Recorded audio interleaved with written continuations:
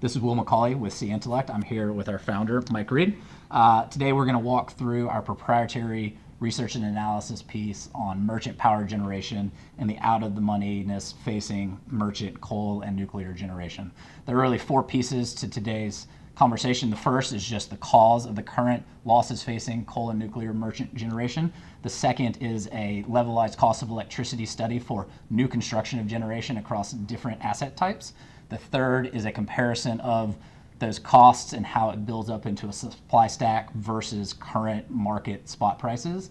And then the final is the solutions and the remedies available to assist these power plants that are losing so much money. So with that, Mike, talk about the current situation that we find ourselves in, why these coal and nuclear plants are losing as much money as they are. Well, thank you. This is a really hot topic today, both at the government levels as well as the state levels as well as the ISO levels. It's a legitimate problem. On average, merchant coal plants are losing about $11 a megawatt hour. Nuclear plants are plus about $2 a megawatt hour, but not enough to cover a return on or of capital. We're currently in the worst of all scenarios. We're in a scenario of low natural gas prices and low marginal heat rate. You put those two together, it creates those tremendous losses. And how did we get there? That's the big question. We got there as a function of four things. The first is natural gas prices fell to $3 per million BTU. The second reason is demand side management is now aggressively clipping on-peak marginal heat rates. The third issue is solar is also aggressively clipping on-peak marginal heat rates. And the fourth and final reason is wind is clipping off-peak marginal heat rates. So you combine this, you end up with an $11 loss on coal, barely a gain on nuclear. Why is this a big deal? Merchant coal and nuclear, let's set aside merchant gas for a minute, just merchant coal and nuclear alone represent about 17% of US installed capacity, but generates about 20%, about 28% of a megawatt hour. So it is legitimate and it is a big deal. Let's look at a value chain on these two variables and how they interact between gas price and marginal heat rate. In the first column, which is the scenario we're in, we've got a $3 natural gas price with an 8 marginal heat rate. 3 times 8 gives us a market power price of $24. Now, my plant is in that market. My plant is fairly efficient at a 7 heat rate. Same gas price of $3, I end up with a $21 power cost. The 24 minus 21, in that scenario, I only have a $3 spark spread. Let's move to the second column. All we've done on the second column is move gas price from $3 to $8. You get a much different outcome for these power plants. You now end up with an $8 spark spread. This is a little bit counterintuitive, but a natural gas plant is the same thing as owning a long futures position in natural gas. To exaggerate, to make a point, natural gas plants benefit more at $100 per million BTU natural gas than they do at 3.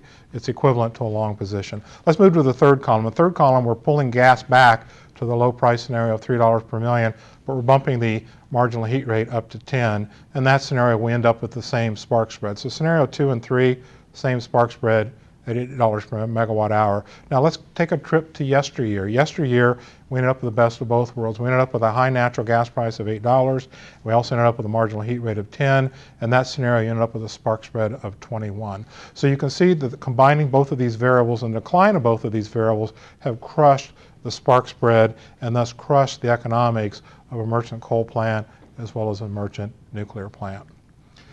Let's shift gears and talk about levelized cost of electricity. This is a methodology that the industry uses for comparative economics across all different types of generation plants. And so what this really excludes inflation factors and so forth and levelizes it over the entire history of the plant. These are my numbers based upon a set of assumptions that have really been focused on and working on for actually a number of years. Let me start on the right-hand side, nuclear. This is actually the economics of the Southern Vogtle plant as expected upon completion. I see an LCOE of about $184 a megawatt hour. Let's go to the other end of the spectrum. Wind, with its tremendous capex reductions and efficiency jumps, particularly over the last 2 years, is now in the low-cost position of $44 per megawatt hour. All of these are unsubsidized, unlevered, 8% pre-tax rate of return. The 8% is equivalent to roughly a 10 to 12% unlevered rate of return. So these are the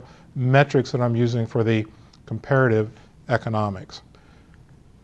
Let me shift gears here and show you a chart, and we're going to build up the value chain component of cost. This is a chart that's showing only fuel costs and fuel costs alone as compared to three power prices. The first is on peak, the second is round the clock, the third is off peak. These numbers were derived from the trailing year average of 7 different power markets, and these numbers work out to be $26 off peak, $34 round the clock, and $38 on peak. So again, an average of the merchant spot power prices in the United States over the trailing year are represented by those lines. So let me bring Will into this. Will, when you look at fuel price only compared to the spot power prices, what do you see? Yeah, thank you, Mike, for that intro. So looking purely at fuel costs, you can see that all of the technologies are able to that cover their fuel costs at current price scenarios. The only exception being natural gas peakers, which are not able to cover their costs during the off-peak hours. They would not be running then anyway, so it's not an issue for them. Fuel costs, everyone is able to cover those without an issue. Thank you, Will. Now we're going to increasingly get a little bit more complicated. On the next chart, we're going to take fuel, we're going to add leg 2 of the value chain. Leg 2 is variable operating costs. So this is fuel plus variable operating costs. Will, what do you see? Sure, Mike. So once you layer in the component of the variable cost, you can see that coal generation in the United States is now the marginal generating asset in the off-peak and is really what is setting the off-peak power prices under this scenario. Similarly, the natural gas peakers have now jumped up, including their variable cost, and they are almost at the money on a on-peak power price, so they are the marginal producers during those periods and setting the prices. Thank you, Will. Let's add the third leg. The third leg is now fixed OPEX. So just to be clear, this is fuel plus variable OPEX plus fixed OPEX. Will, what do you see here? Sure, thanks, Mike.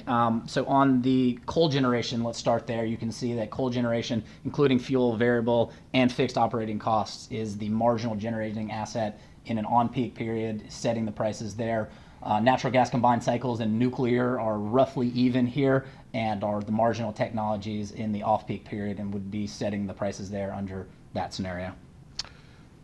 One more time. This time we're going to add the return on capital to the prior three. So this is fuel plus variable OPEX plus fixed OPEX plus return of capital. Will, what do you see? Sure. So looking at both covering your costs and then returning the capital that was used to construct the plant, natural gas combined cycles around the clock are able to cover their costs and able to return capital back to their investors. Some of the other legacy technologies, coal, gas peakers, and nuclear, are not even able to return capital back, much less earn a return on that capital. And for the fifth and final leg of the value chain, we're going to add return on capital. So this is fuel, variable OPEX, fixed OPEX, return on, and return of capital. Will, what do you see?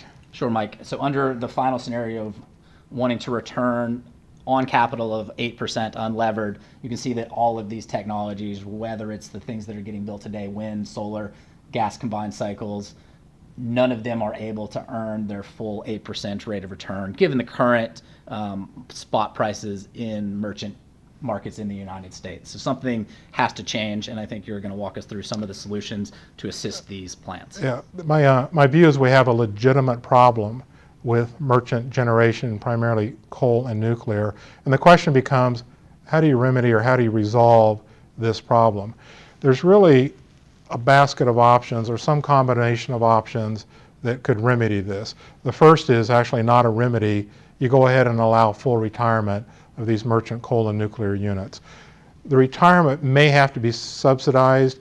There's been recent debate or talks of issuing bonds paid for by the ratepayers. Those bonds are used to incentivize the merchant generation owners to prematurely mothball or shut down these power plants. So that's an option. The second two are pretty closely related. You have a combination of state subsidies and federal subsidies. Several states are already doing subsidies at the state level for nuclear. A lot of talk lately through the Department of Energy and the Trump administration on doing some type of federal subsidy. Time will tell on how that plays out. The fourth is we can actually increase, maybe artificially increase, our locational marginal pricing formula. All of the ISOs have a formula that calculates who is on the margin, thus who sets the price for the entire market.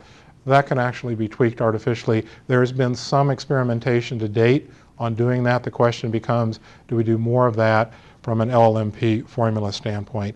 The fifth is actually increase the capacity market scope and tenor. And by scope, traditionally the capacity market is payable for those who are the sub-marginal supplier to the market. It pays them something just to essentially be on standby.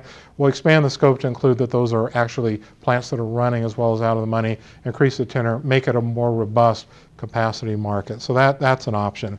The sixth is, let's go ahead and cancel the merchant program in its entirety and put these plants back into the regulated rate base.